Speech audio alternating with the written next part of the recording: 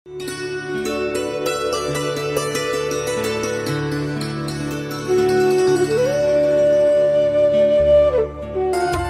में अर्जुन को स्वयं भगवान कह रहे हैं कि उस परमेश्वर की शरण में जा, उसके लिए उन संतों के पास जा जो तत्वदर्शी हो।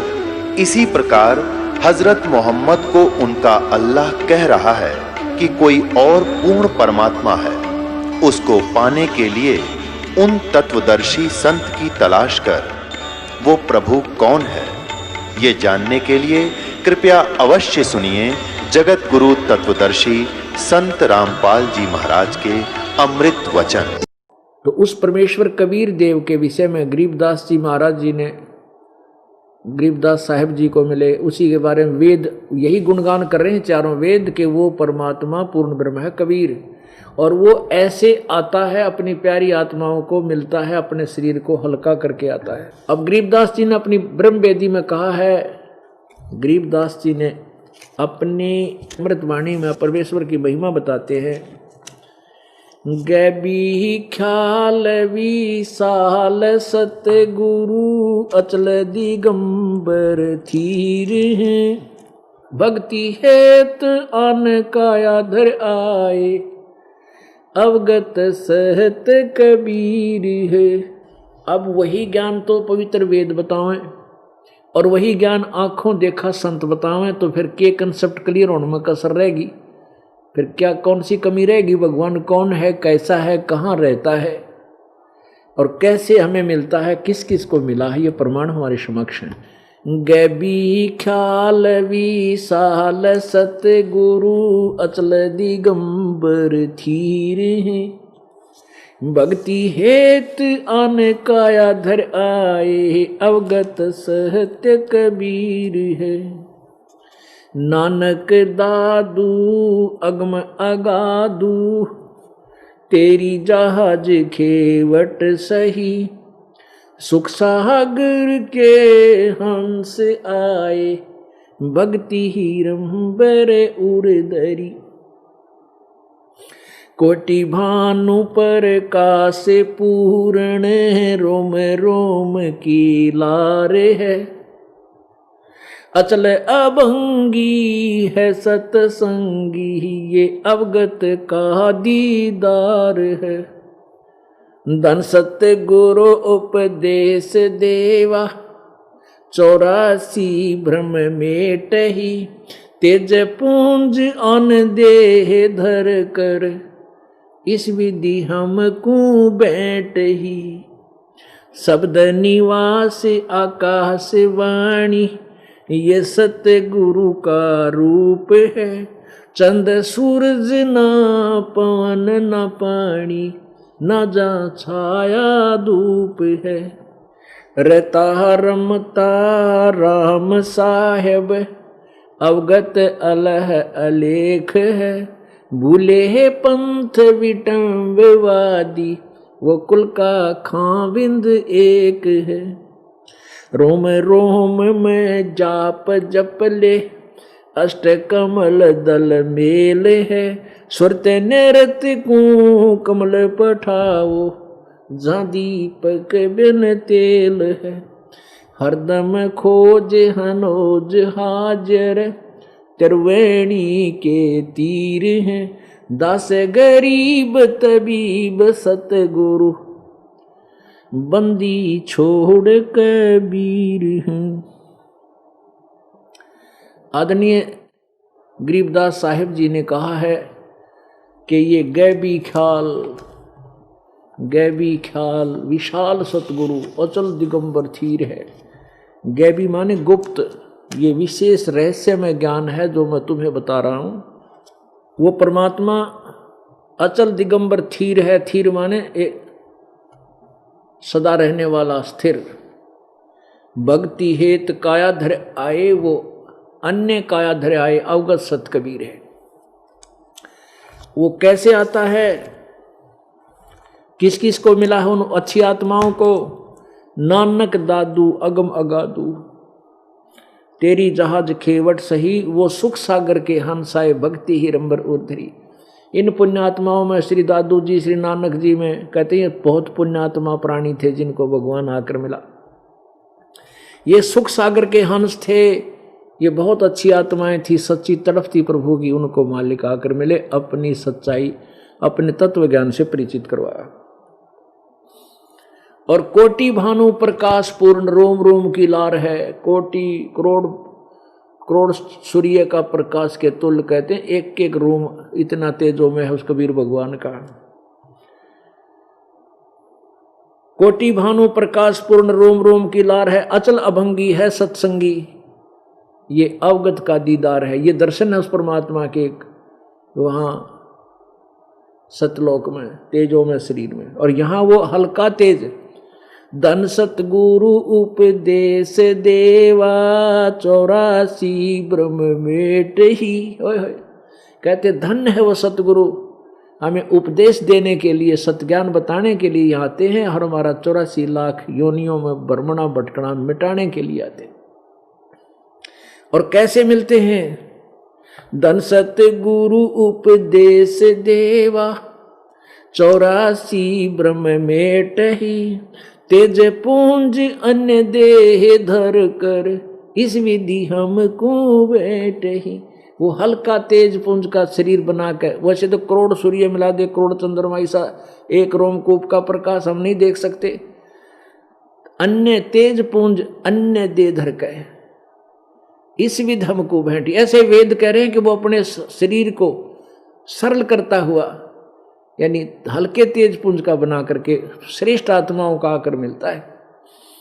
गोता मारूं स्वर्ग में और जा बैठूं पाताले, कह कबीर ढूंढता फिरूं अपने हीरे मोती लाले।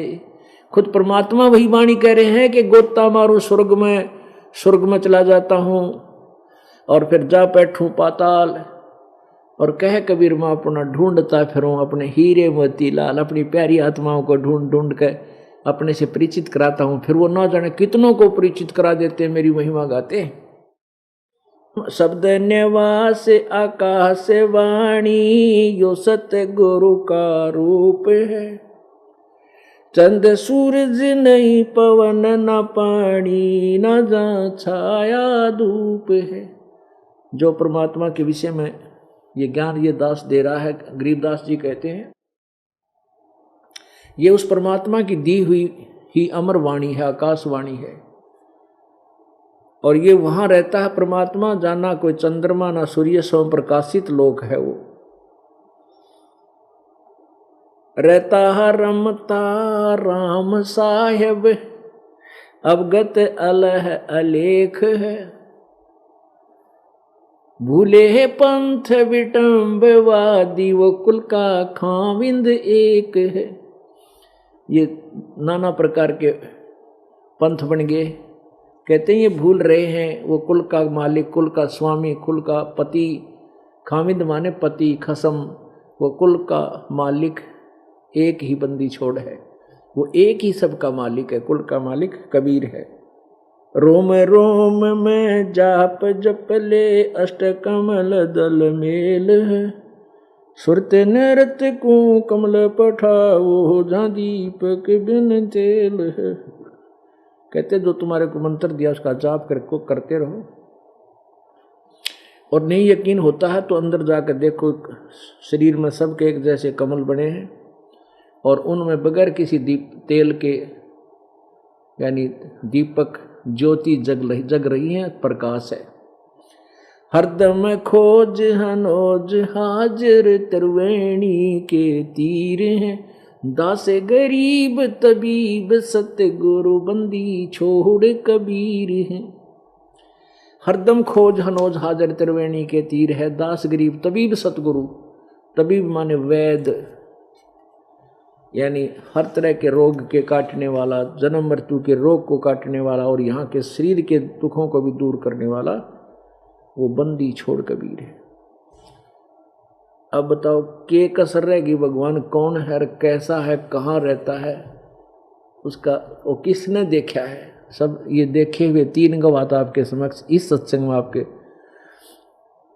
थोड़ी बहुत डिटेल इनकी बता दी। वैसे तो 5-6 गवातर दास को याद हैं। 3 तो ये हो गया, आदरणीय गरीबदास साहिब जी, आदरणीय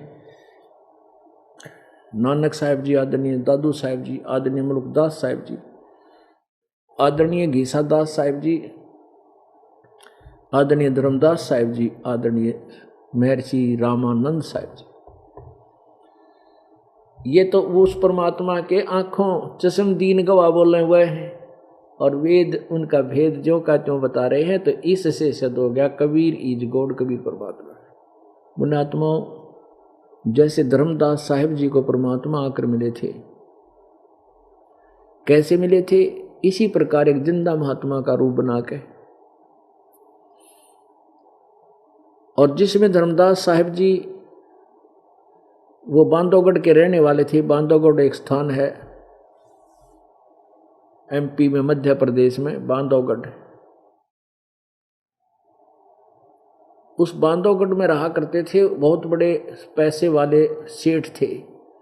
अब पैसे वाला सेठ इसलिए बताना आवश्यक है कि इतना धन होते हुए भगवान की चसक जिसके अंदर हो तो वो पुण्यात्मा होते हैं। इतना पैसा था धर्मदास जी लाला जी के यहाँ। कहते हैं जब वहाँ के नवाब पर कोई आपत्ति आ जाती थी तो उनके धर्मदास के दादाजी पे, पिताजी पे वित्तीय सहायता प्राप्त किया करता था। और भी बहुत सी बताते हैं कि उनके अपने व्यापार की कुछ ऐसे बहुत से साधन थे। तो कहने का भाव यह है कि वो व्यक्ति भगवान की तलाश में, जैसा भी उसको किसी संत ने मिसगाइड कर रखा था, उस रूपदास संत जी के कहने से वो धर्मदास जी मथुरा में गया हुआ था और वहाँ वृंदावन के जोड़ में स्नान करके और बाहर बैठ गया।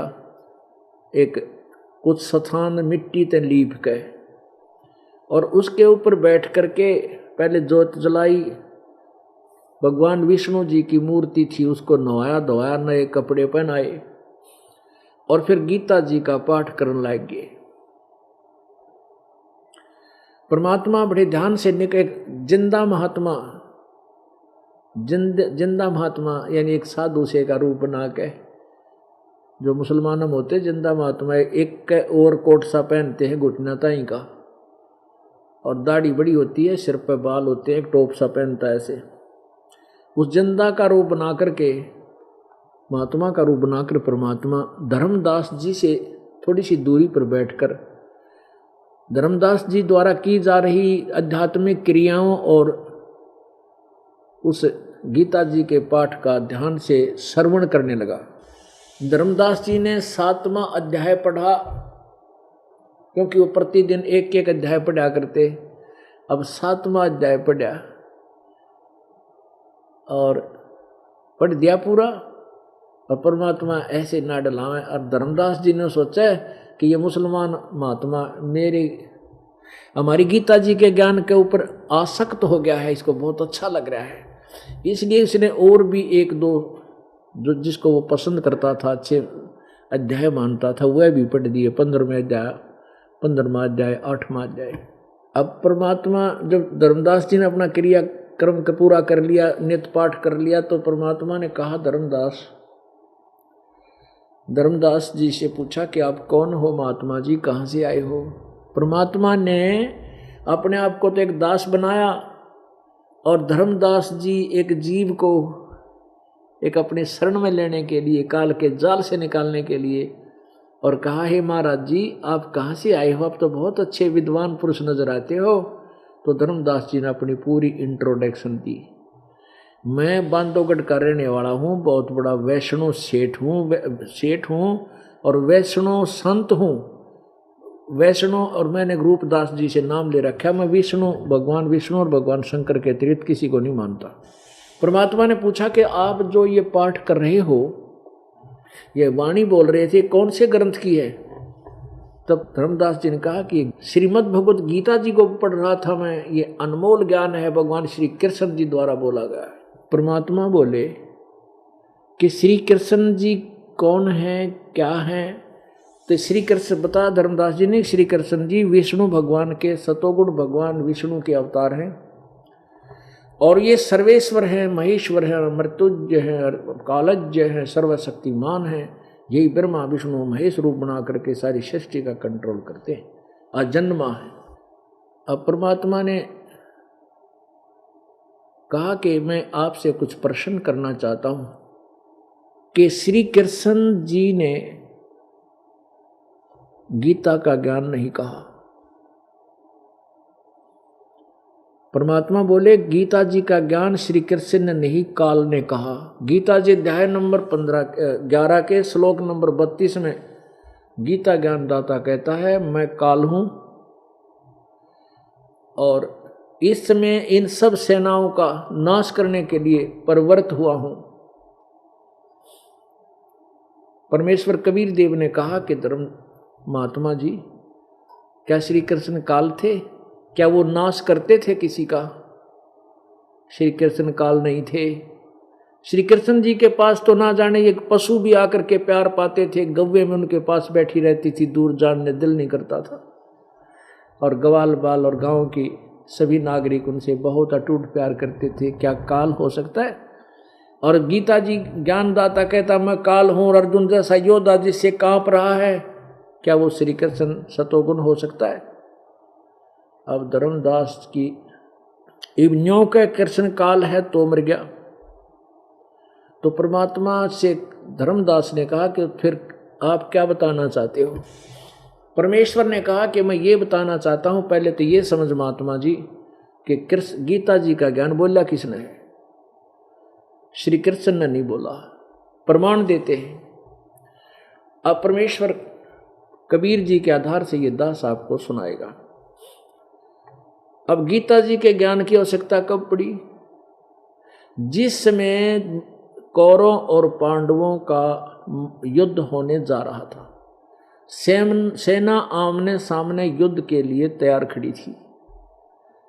अर्जुन ने श्री कृष्ण जी से कहा कि आप मेरे रथ को दोनों सेनाओं के बीच खड़ा कर दे। ऐसा कर दिया गया। तो पुण्यात्माओं, युद्ध क्यों हो रहा था? युद्ध हो रहा था कि कौरव और पांडवों का आपस में भाई बंटवारा ना हो रहा था। अब पांडवों ने क्या हुआ था कि धृतराष्ट्र अंधा था और वो बड़ा था पांडु से, पांडु छोटा था, छोटा, 2 भाई थे ये। तो धृतराष्ट्र के 100 लड़के हो गए, 101, और पांडु को राजगद्दी दे दी हस्तिनापुर की। किस लिए दे दिया गया कि धृतराष्ट्र अंधा है, ये राज नहीं कर सकता, और पांडु गद्दी में बैठा दिया छोटा भाई। अब छोटा भाई का संतान होगी ये 5 जने, और बड़े युधिष्ठिर को राजगद्दी पर बैठा दिया, क्योंकि पांडवों की मृत्यु के बाद, यानी पिता की मृत्यु के बाद बड़े पुत्र को राजगद्दी दे दी जाती है, ऐसा विधान था। अब फिर धृतराष्ट्र के जो है ना 101 पुत्र हो गए। दुर्योधन बड़ा था। दुर्योधन ने कहा युधिष्ठिर से कि हमारा राज्य दे, क्योंकि मेरे पिताजी बड़े हैं और हमारा अधिकार है, तुम हमें राज्य दे। अब युधिष्ठिर ने कहा भी न्यू ये राज कैसे दे दूं, मुझे तो पिता से प्राप्त हुआ है, और वो तो बात पहले जा चुकी है, खत्म हो गई। अब तो हमारी परंपरा चलेगी, जैसे मैं बड़ा हूं तो मुझे मेरे पुत्र को बड़ा होगा उसको राज, ऐसे चलता है, ये नियम है, विधान है। नहीं दिया तो उसने अपने मामा सुकनी से जाकर सलाह ली। किसने? दुर्योधन ने। तो सुकनी उनका मामा जी चतुर आदमी था, उसने कहा तू ऐसे कर, पांडवों को जुआ खेलने के लिए तैयार कर ले। उन्होंने जुआ खेलने के लिए तैयार कर लिए, और ऐसे ही जुए में हेरा फेरी करके और पांडवों से सारा राज जीत लिया, और द्रौपदी तक को भी जीत लिया, और शर्त रख दी कि 12 वर्ष तक तो तुम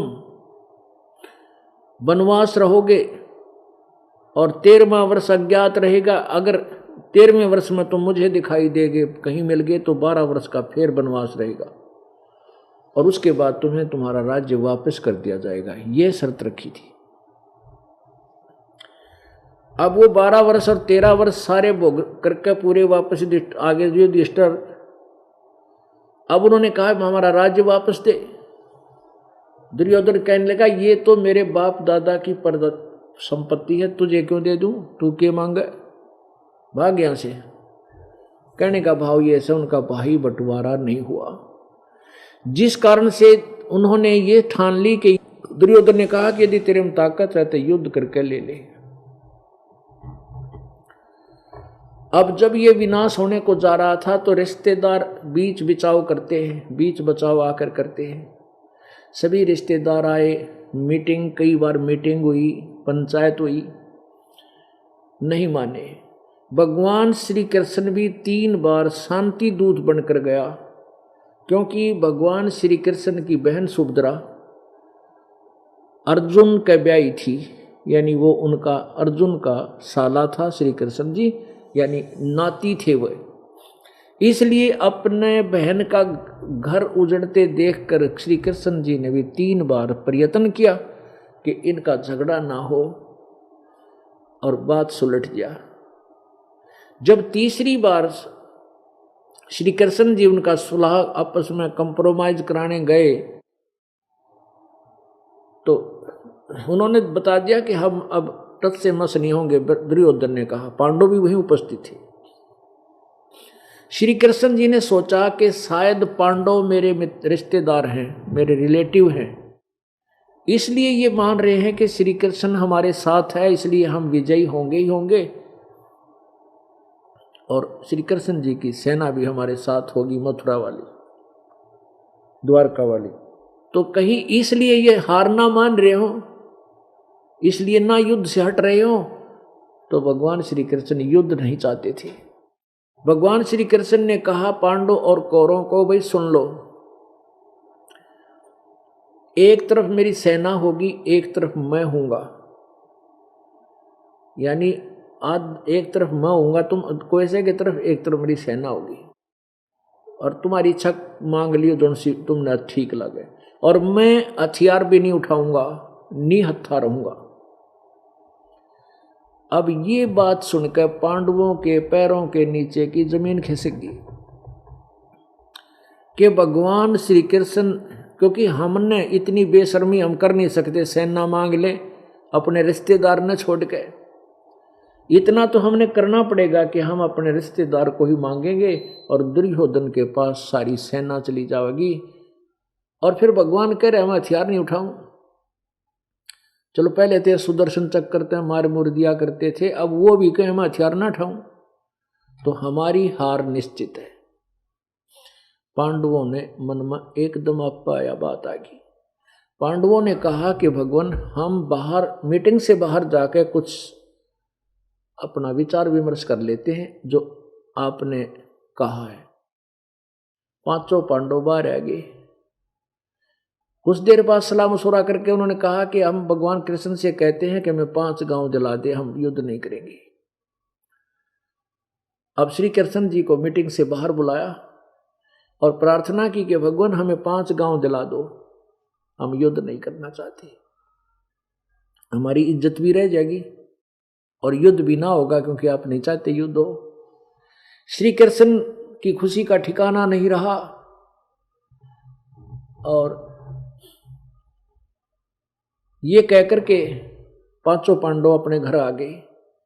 श्री कृष्ण जी खुशी खुशी से उस मीटिंग में गया जहां सारे पांडव बैठे थे, दुर्योधन बैठा था, योद्धा खड़े थे, उसकी सेना खड़ी थी, कुछ सैनिक अंगरक्षक खड़े थे। श्री कृष्ण जी ने कहा कि दुर्योधन बन गई बात, कि दुर्योधन बन गई बात, हो गया कंप्रोमाइज और युद्ध टल गया। पांडव कहते हैं कि हमें 5 गांव दिला दो, हम युद्ध नहीं करेंगे। तो दुर्योधन 5 गांव दे दे उनको और बाकी राज तेरा ही रहा। अब कहते हैं विनाश काले विपरीता बुद्धि, जब नाश होया करना उल्टी सोच चल कर आदमी में। अब दुर्योधन ने सोचा कि ये डर गए और क्यों यो समस्या गड़ में रखी, और 5 गांव दूंगा तो ये फिर शक्तिशाली हो जाएंगे। तो दुर्योधन ने कहा कि कौरवों के लिए तो सुई की नोक टेक इतना जमीन नहीं है, और उनको लेना है तो युद्ध करके ले लेंगे। अब इस बात से श्री कृष्ण जी क्षुब्ध हो गए, गुस्सा आ गया उनको। कहने लगे, अरे दुर्योधन तू तो भाई एक शैतान पैदा हो गया धृतराष्ट्र के, तो इंसान नहीं है। तू तो नाश करना पैदा हो गया, नाशक। अरे अब कहां 5 गामर की तादाराज, तेरी बुद्धि भ्रष्ट होगी, तेरा सर्वनाश निकट है, समझ लेना। अब राजा के अंदर अभिमान होता है। अब दुर्योधन ने सोचा कि ये मेरे को कटुवचन बोल रहा है कि द्वारका का व्यक्ति इतनी दूर आके बकवाद कर रहा है। दुर्योधन ने कहा अपने सैनिकों से कि योद्धाओ, इस कृष्ण को पकड़ो और कैद में डाल दो। अब जो ही दुर्योधन का आदेश पाते ही योद्धा लोग चले श्री कृष्ण को पकड़ने के लिए। श्री कृष्ण जी ने अपना विराट रूप दिखाया। उस विराट रूप को देखकर ऐसे घबरा गए, कोई किधर पड़ा है, कोई किधर पड़ा है। उनकी आंखों देख नहीं सके उनके रूप को, इतना तेज था। और श्री कृष्ण जी सभा से निकल आए और द्वारका चले गए। अब पुण्यात्माओं, युद्ध की तैयारी होगी। अब युद्ध की तैयारी हुई तो आदि से 7 अक्षौणी सेना तो पांडवों की थी, 11 अक्षौणी सेना थी कौरवों की।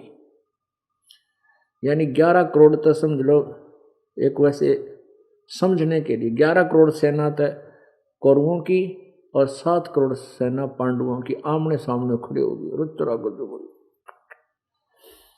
अब उस समय श्री कृष्ण अर्जुन का रथवान,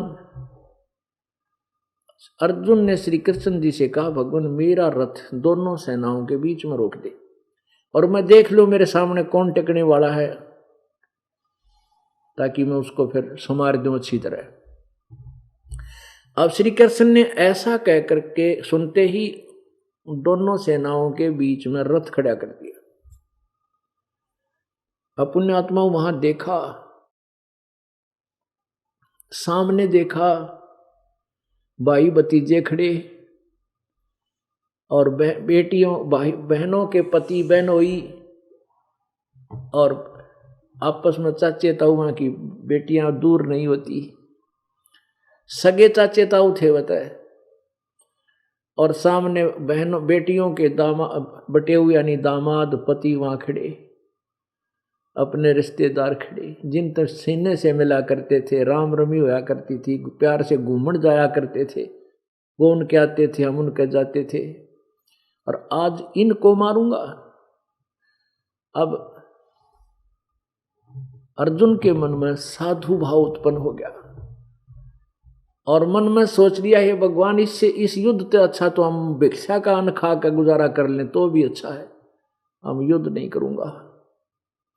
और सारा शरीर कांपन लग गया। वो हथियार हाथ में धनुष भी छूट गया और पीछे बैठ गया जाकर रथ के पिछले हिस्से में जहां रेस्ट होता है। और कहां तो युद्ध जहां लड़ने वाले कैबिन में खड़ा था। तब श्री कृष्ण जी ने देखा कि अर्जुन तो डर गया। तो पुण्यात्माओं, जब तक ये रथ दोनों सेनाओं के बीच में खड़ा किया तब तक तो श्री कृष्ण का रोल है। उसके बाद क्या होता है कि उस काल ने देखा कि अर्जुन तो युद्ध करने से मना कर गया और श्री कृष्ण पहले नहीं चाहा था, इनकी समझौता कंप्रोमाइज कराने जा गया था कई बार, यो युद्ध नहीं होने देगा और अभी अर्जुन को ले चलेगा वापस।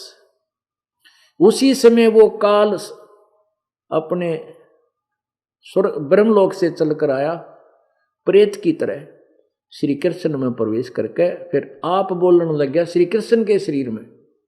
अब पुण्यात्मा अर्जुन तो कहता मैं युद्ध नहीं करूं, और कितनी भी नम्र वाणी बोलता है। श्रीमद् भगवत गीता अध्याय नंबर 1 के श्लोक नंबर 27 से आपको सुनाएंगे।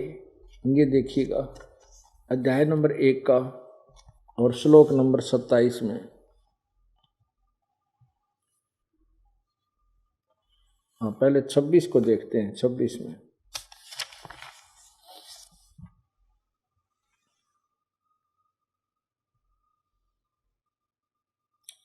अब दोनों सेनाओं के बीच में तथा संपूर्ण राजाओं के सामने रथ, उत्तम रथ को खड़ा करके इस प्रकार कहा।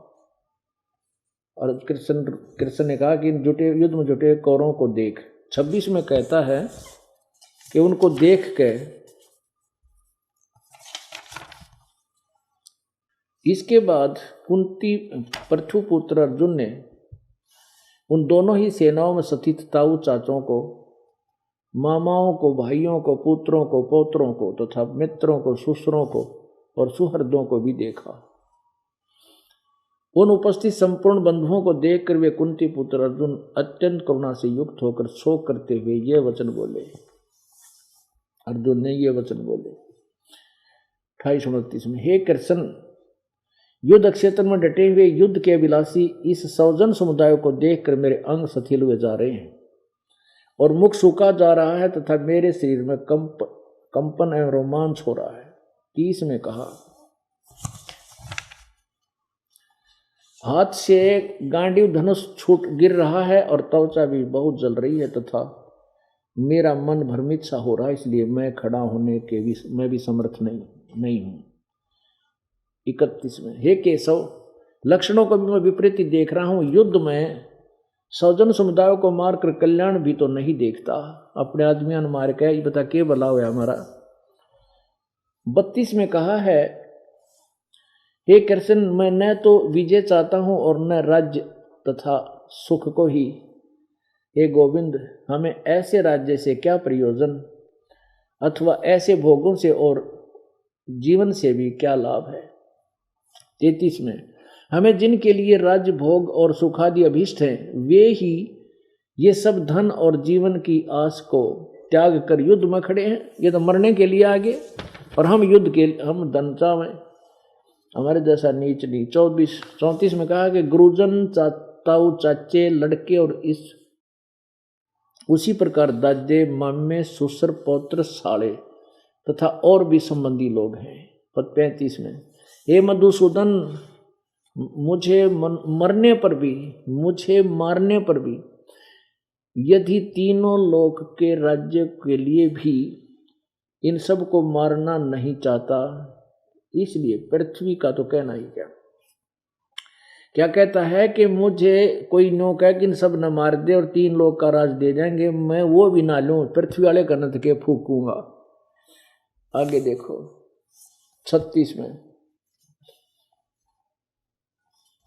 हे जनार्दन, धृतराष्ट्र के पुत्रों को मारकर हमें क्या प्रसन्नता होगी।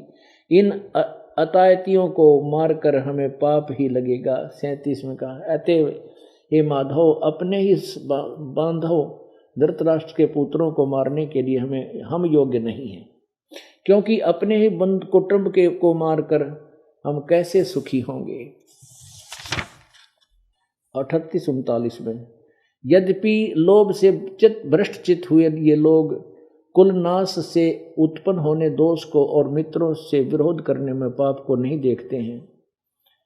हे जनार्दन, कुल के नाश से उत्पन्न दोष को जानने वाले हम लोग इस पाप से हटने के लिए हमें क्यों नहीं विचार करना चाहिए। अकुल आत्माओं, इस प्रकार कितनी प्यारी भाषा बोल रहा है अर्जुन। अर्जुन तो साधु हो गया, बताओ उसने भी के जरूरत रहेगी थी लड़न और लड़ान की। अध्याय नंबर 1 के श्लोक 46 में यहाँ तक कह दिया अर्जुन ने, कहते हे भगवान, मैं तेनों सोचा हूँ कि ये दुर्योधन मन में मार दें, अब नहीं हत्या का मार दें, तीर मैं मर जाऊं और मेरी मृत्यु यानी हार समझ लिए, ये सारा अनर्थ, सारा जुल्म बच जाएगा, सब सेना मरने से बच जाएगी, मेरी मृत्यु होने से पांडव युद्ध नहीं करेंगे। मैं तो ये चाहता हूँ कि मुझे मार दें ताकि इतनों का कल्याण हो जाए। देखिएगा अध्याय नंबर 1 का श्लोक नंबर 46, अध्याय नंबर 1 का श्लोक नंबर यहाँ 46। इसमें कहा कि यदि मुझ शस्त्र रहित एवं सामना न करने वाले को शस्त्र हाथ में लिए हुए धृतराष्ट्र के पुत्र रण में मार डालें तो वह मरना भी मेरे लिए अधिक कल्याणकारक होगा। रणभूमि में शोक शोक से उद्गन मन वाला अर्जुन इस प्रकार कहकर वाण सहित धनुष को त्याग कर रथ के पिछले भाग में बैठ गया। अब दूसरे में क्या कहा है, द्वितीय अध्याय। अब दूसरे अध्याय में कहा है प्रथम श्लोक में कि उस प्रकार करुणा से व्याप्त और आंसुओं से पूर्ण तथा व्याकुल नेत्रों वाले शोक युक्त उस अर्जुन के प्रति भगवान मधुसूदन ने ये वचन कहा। दूसरे में क्या कहा कि हे अर्जुन, तुझे इस समय यह मोह किससे हेतु से प्राप्त हुआ, क्योंकि यह न तो श्रेष्ठ पुरुषों को का द्वारा आचरित है, न स्वर्ग को देने वाला और न कीर्ति को करने वाला है। हे अर्जुन, नपुंसकता को मत प्राप्त हो, तुझ में यह उचित नहीं जान पड़ती। ये परंतम हृदय की तुच्छ दुर्बलता को त्याग कर युद्ध के लिए खड़ा हो जाए। अब दूसरे अध्याय के चौथे, पांचवें, छठे में कमाल कर दिया। अब देखिएगा अध्याय नंबर 2 का श्लोक नंबर 4 में क्या कहा अर्जुन ने, हे मधुसूदन, मैं रणभूमि में किस प्रकार बाणों से भीष्म पितामह और द्रोणाचार्य के विरुद्ध लड़ूंगा, क्योंकि हे हरिसूदन ये दोनों ही पूजनीय हैं। 5वें में कहा है, महानुभाव गुरुजनों को न मारकर और इस लोक में भिक्षा का अन्न भी खाना कल्याणकारक समझता हूं, क्योंकि गुरुजनों को मारकर भी इस लोक में रुधिर से सने हुए और अर्थ काम रूप भोगों को ही तो भोगूंगा। और यह भी नहीं जानते कि हमारे लिए युद्ध करना और न करना इन दोनों में से कौन सा श्रेष्ठ है, अथवा नहीं जानते उन्हें हम जीतेंगे, वह हमको जीते, वो हमको जीतेंगे, और जिनको मारकर हम जीना भी नहीं चाहते वे ही धृतराष्ट्र के पुत्र हम हमारे सामने मुकाबले में खड़े हैं। अपने आत्मा लास्ट में ये कह दिया अर्जुन ने कि हम तो भिक्षा का अन्न मांग कर खा लेंगे, पर इस राज की जरूरत नहीं जो इतने बुरे कुकर्म से, ऐसे जुल्म से प्राप्त होगा हमको। पुण्यात्माओं, इन ऐसे प्रिय वचन सुनकर आँखों में पानी अर्जुन कहे, यदि श्री कृष्ण जी होता तुरंत कहता चल भाई बहुत अच्छी बात है, मैं तो पहले मना करूं था, धन्य है तुझे आज बुद्धि आ गई, इतनी कुछ भी ना बिगड़ा है। नहीं, उसी समय वो काल बोल रहा था श्री कृष्ण में प्रवेश करके, और वो कैसे प्रवेश हो जाता है इसका प्रमाण आपको थोड़ा सा देंगे, क्योंकि ये बहुत बड़ा कंसेप्ट है। जब तक हमारे हृदय में यह बात नहीं धसेगी कि श्री कृष्ण की नहीं काल बोल रहा है, वो ब्रह्म बोल रहा है गीता जी को श्री कृष्ण में प्रवेश करके, तब तक हम इस पवित्र सदग्रंथ गीता जी को समझ नहीं सकते किसी सूरत में। और इसलिए आपको ये समझाना, सबसे पहले ये क्लियर करना, स्पष्ट करना जो है उचित समझता है ये दास, कि आप ये समझें कि गीता जी का ज्ञान श्री कृष्ण ने नहीं, काल ने बोला। अब देखिएगा श्री विष्णु पुराण। अब ये काल क्या कैसे कमाल करता है, ये ब्रह्मा रूप धारण कर लेता है, ये विष्णु रूप धारण कर लेता है, ये शिव रूप धारण कर लेता है। अब जैसे कोई विष्णु रूप में स्तुति करते हैं, विष्णु जी को सर्वेश्वर मान कर स्तुति करते, विष्णु रूप धारण करके सामने प्रकट हो जाता है, तो वो साधक सोचते हैं ये श्री विष्णु जी ही परम पिता है, परमात्मा है। इसलिए ये कहीं उसको परब्रह्म बोलते हैं, कहीं विष्णु जी बोलते हैं। ये देखिएगा श्री विष्णु पुराण, ये श्री विष्णु पुराण गीता प्रेस गोरखपुर से प्रकाशित है। इसके अनुवाद करता है श्री मुनिलाल गुप्त। और ये कहाँ से प्रकाशित है? प्रकाशक एवं मुद्रक हैं गीता प्रेस गोरखपुर, गोविंद भवन कार्यालय, कोलकाता का संस्थान। अब यहाँ देखिएगा इसके 233 पृष्ठ पे, 233 पृष्ठ पे आपको दिखाते हैं।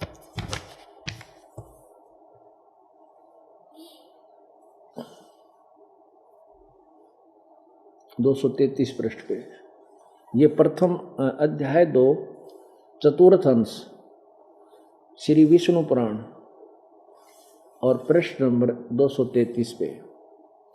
पूर्व काल में त्रेता युग में एक बार अति भीषण देव असुर संग्राम हुआ, राक्षसों का और देवताओं का युद्ध हो गया। उसमें महाबलवान दैत्यगण से पराजित हुए, राक्षसों से पराजित हार कर देवताओं ने भगवान विष्णु की आराधना की।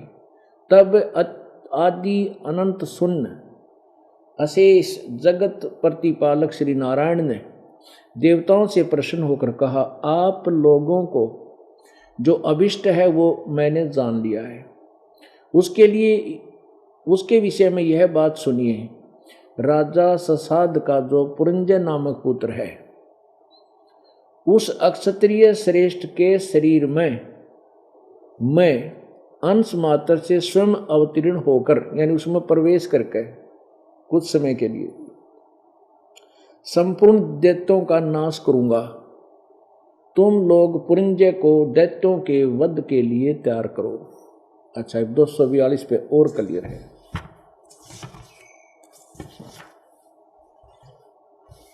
यही तृतीय चतुर्थ अंश और तृतीय अध्याय 3 श्री विष्णु पुराण 242 पृष्ठ पे। पूर्व काल में मोनेय नामक 6 करोड़ गंधर्व रहते थे। उन्होंने समस्त नागकुल के प्रधान रत्न और अधिकार छीन लिए थे। गंधर्वों के पराक्रम से अपमानित उन नागेश्वरों द्वारा स्तुति किए जाने पर उसके श्रवण करने से जिनकी विकसित कमलदर्श आंखें खुल गई हैं, निंद्रा के अंत में जागे हुए उन जलशाही भगवान ने सर्वेश्वर को प्रणाम कर उनसे नागगणों ने कहा, भगवान, इन गंधर्वों से उत्पन्न हुआ हमारा भय किस प्रकार शांत हो।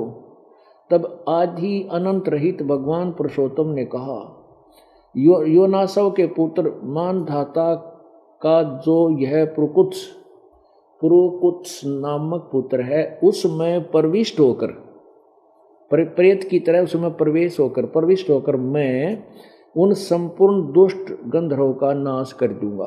विष्णु भगवान बोले, यानी वो विष्णु रूप में काल आकर खड़ा हो गया और गंधर्वों से, नागों से कह दिया, नागवंशी जो व्यक्ति थे, कि मैं उन सब को मार दूंगा। पुरुकुत्स के शरीर में मैं खुद प्रविष्ट होऊंगा, भूत की तरह प्रवेश करके उनको मार दूंगा। तो ऐसे वो काल भगवान श्री कृष्ण जी में प्रवेश कर गया और उसने गीता जी का ज्ञान उस काल ने दिया। बोलो सतगुरुदेव। परमपिता परमात्मा कबीर परमेश्वर जी, कबीर देव वो परम अक्षर ब्रह्म, वो कंप्लीट गॉड है, पूर्ण परमात्मा है। वही आकर के हमें यथार्थ ज्ञान प्रचार करते हैं, यथार्थ ज्ञान बताते हैं और एक तत्वदर्शी संत की भूमिका करके वो पूर्ण परमात्मा सदग्रंथों को भी यथार्थ रूप में वही समझाते हैं। जैसा कि प्रसंग चल रहा है कल के सत्संग से कि परमेश्वर कबीर देव जी एक जिंदा महात्मा संत के रूप धारण करके तत्वदर्शी संत रूप में धर्मदास जी को मथुरा में मिले। धर्मदास जी गीता जी के नित्य पाठ किया करते थे गीता जी का और यथार्थ ज्ञान से अपरिचित थे। वो पुण्यात्मा थी, अच्छी आत्मा थी, भगवान को चाहने वाली थी। जैसा कि वेदों ने भी प्रमाण किया कि वो परमात्मा अपनी प्यारी आत्माओं को, अच्छी आत्माओं को, दृढ़ भक्तों को स्वयं आकर के सतलोक से आकर के मिलता है, फिर उनको यथार्थ ज्ञान करवाता है। उसी अपने उद्देश्य अनुसार परमात्मा बनारस में आए हुए थे। सन 1398 में प्रकट हुए, एक कमल के फूल पर बालक रूप धारण करके, और लीला में श्री फिर उनको नीरू नीमा नाम के जुलाहा दंपति उठा ले गए जो निसंतान थे। तो वहां परमात्मा लीला में शरीर में बड़े हुए, एक लीला करते हुए अतिथि रूप में परमात्मा आते हैं। कुछ समय एक मनुष्य की तरह जीवन जीकर, मनुष्य की तरह क्रिया करके, तत्वदर्शी संत की भूमिका करके यथार्थ ज्ञान सूक्ष्म वेद को वो लिपिबद्ध करवा जाते हैं। उसी दृष्टिकोण से वो आए हुए थे, तब अपनी प्यारी आत्मा धर्मदास जी को मिले। अब धर्मदास जी को परमात्मा ने बताया कि गीता जी का ज्ञान किसने बोला। तो धर्मदास जी कह रहे थे श्री कृष्ण जी ने बोला। परमात्मा ने बताया श्री कृष्ण जी के शरीर में प्रवेश करके उस काल भगवान ने, जो महाविष्णु कहलाता है, उस काल भगवान ने, जो ब्रह्मा विष्णु महेश से भिन्न भगवान है, उसने श्री कृष्ण जी में प्रेत की तरह प्रवेश करके ये गीता जी का ज्ञान बोला और युद्ध करवाने के लिए सारी अटकल लगाई, जबकि श्री कृष्ण जी युद्ध नहीं करवाना चाहते थे। अब जैसा कि आपने प्रमाण देखा, वो कैसे प्रेतवत प्रवेश कर जाता है। आपने कल देखा कि जैसे राजा ससाद के शरीर में, और फिर देखिएगा विष्णु पुराण, ये है पवित्र विष्णु पुराण,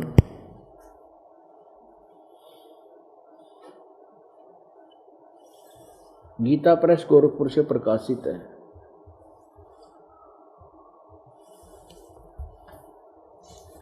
प्रकाशक एवं मुद्रक गीता प्रेस गोरखपुर, गोविंद भवन कार्यालय कोलकाता का संस्थान, ये यहाँ से प्रकाशित है। और इसके अनुवादक हैं, इनके अनुवादक और देखिएगा कौन है। अनुवादक हैं श्री मुनि लाल गुप्त। इसके प्रश्न नंबर 233 पर कल भी दिखाया था, आज फिर दिखाना पड़ेगा क्योंकि कल ये अधूरा रह गया था प्रकरण। चतुर्थ अंश श्री विष्णु पुराण, श्री विष्णु पुराण दूसरा अध्याय और चतुर्थ अंश, पृष्ठ 233। नीचे आइएगा, यहाँ से शुरू करते हैं। पूर्व काल में त्रेता युग में एक बार अति भीषण देव असुर संग्राम हुआ।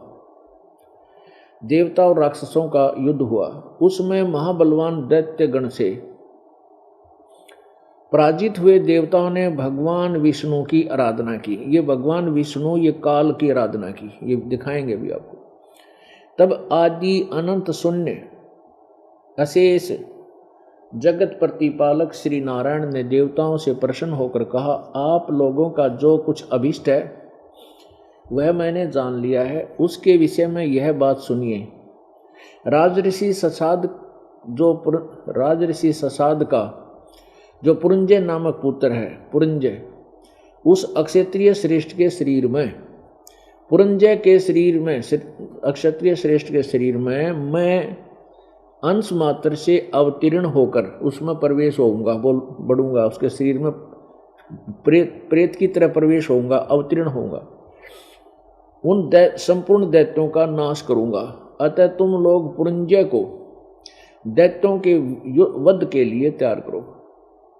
यानी तुम पुरंजय को तैयार करो और मैं उसमें प्रवेश होऊंगा और उनको फिर मार दूंगा, राक्षसों को।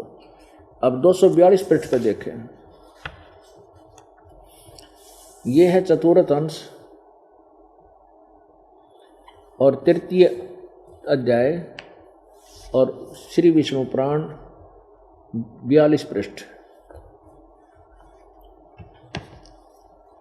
ये 242 पृष्ठ पे हम दिखाएंगे। तीसरा अध्याय यहाँ से शुरू होता है। पूर्व काल में रसातल में मोनेय नामक 6 करोड़ गंधर्व रहते थे। उन्होंने समस्त नागकुल के प्रधान रतन और अधिकार छीन लिए थे। गंधर्वों के पराक्रम से अपमानित उन नागेश्वरों द्वारा स्तुति किए जाने पर उसके श्रवण करने से जिनकी विकसित कमल सदृश आंखें खुल गई हैं, निंद्रा के अंत में जगे हुए उन जलशाही भगवान सर्वदेवेश्वर को प्रणाम कर उनसे नागगण ने कहा, यानी स्तुति की नागों ने, भगवान इन गंधर्व से उत्पन्न हुआ हमारा भय किस प्रकार शांत होगा। तब आदि अनंत रहित भगवान पुरुषोत्तम ने कहा, युवनासव के पुत्र मानधाता का जो पुरुकुत्स नामक पुत्र है, उसमें प्रविष्ट होकर मैं, उसमें प्रवेश करके मैं उन संपूर्ण दुष्ट गंधर्वों का नाश कर दूंगा। प्रेत की तरह प्रवेश होऊंगा पुरकुत्स के शरीर में और फिर उनको मैं मारूंगा। कौन कहते हैं? ये महाविष्णु, जो ब्रह्मा विष्णु महेश से भिन्न है। अब यहाँ ये क्लियर करना है कि ये कौन बोल रहा है। ये ब्रह्मा विष्णु महेश से अलग जो महाविष्णु, क्योंकि शिवपुराण के अंदर महाशिव की महिमा है, वो ब्रह्मा विष्णु महेश से अलग भिन्न है। ऐसे ही इसमें महाविष्णु की महिमा है, वो ब्रह्मा विष्णु महेश से कोई और है, वो बोल रहा है। ये देखिएगा प्रश्न नंबर 32 पे, वो इनसे भिन्न है कोई।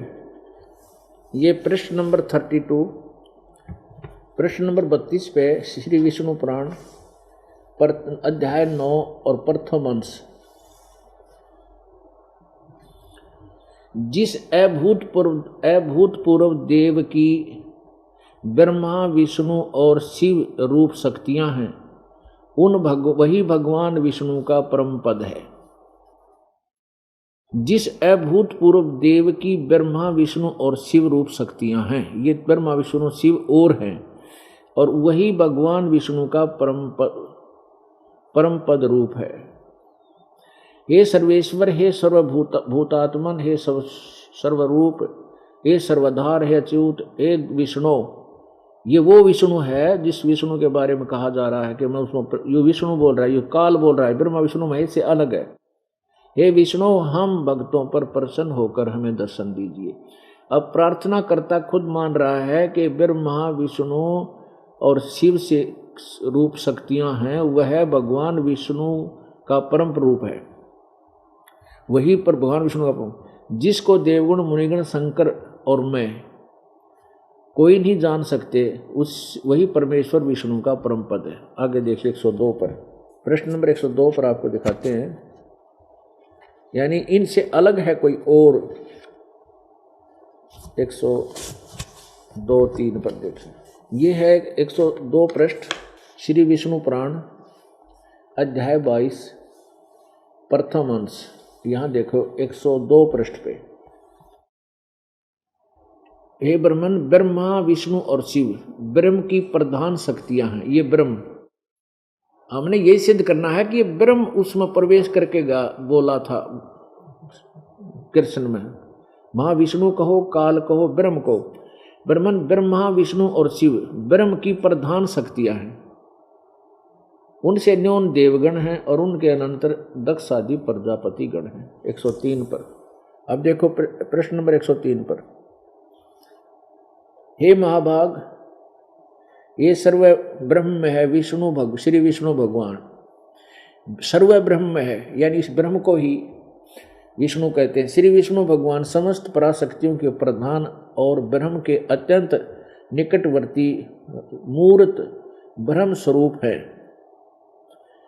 अब हमने यही सिद्ध करना है कि जो ब्रह्म है वो ये काल है और इसी को महाविष्णु बोलते हैं, ये अज्ञानतावश। अब देखिए 128 पृष्ठ पे क्लियर हो जाता है श्री विष्णु पुराण अध्याय 7 और 8। अध्याय 7 में दिखाएंगे और प्रश्न नंबर 128 पे अध्याय नंबर 7 8 आगे से होता है। जिससे यह संपूर्ण जगत उत्पन्न हुआ है, जो स्वयं जगत रूप से स्थित है, जिसमें यह स्थित है तथा जिसमें यह लीन हो जाएगा, वह परब्रह्म ही विष्णु भगवान है। अब देखो आगे फिर ये, क्योंकि ये ब्रह्मा विष्णु महेश से अलग है, उसी को कभी ब्रह्म बोल देते हैं, कभी विष्णु भगवान, वही परब्रह्म ही विष्णु भगवान है। वह ब्रह्म ही उन विष्णु का परम धाम परम रूप है। अब कहने का भाव ये कि जो ये जिस विष्णु के बारे में ये स्तुति करके कहा और जिसने ये कहा कि मैं पुरंजय के शरीर में प्रवेश अवतीर्ण होऊंगा और उसमें प्रवेश करके गंधर्वों का नाश करूंगा।